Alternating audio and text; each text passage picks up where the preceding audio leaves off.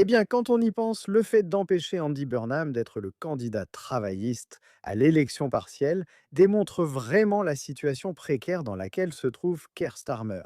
De toute évidence, ses alliés s'en rendent compte.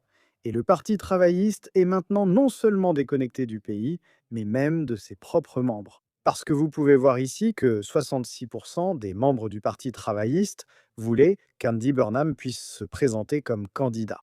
Vous comprenez pourquoi les alliés de Starmer doutent d'eux-mêmes. Parce que Burnham était maintenant largement préféré comme chef du Parti travailliste. Vous voyez ici, le Parti travailliste est aussi complètement déconnecté des électeurs à Manchester.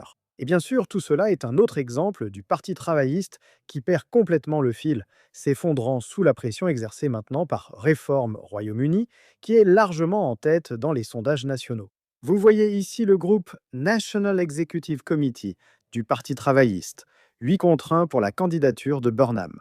Tout se résume à cela au final. C'est parce que le Parti travailliste est absolument terrifié par Reform, craignant que Reform ne remporte l'élection du maire du Grand Manchester et ne prenne le contrôle si Burnham avait quitté ce poste.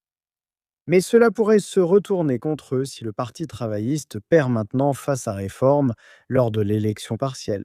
Cela rendra le camp de Starmer vraiment ridicule. La politique dans ce pays a beaucoup changé. Quand on regarde la région du Grand Manchester, on voit maintenant que Reform domine absolument et on peut vraiment constater à quel point la situation a changé.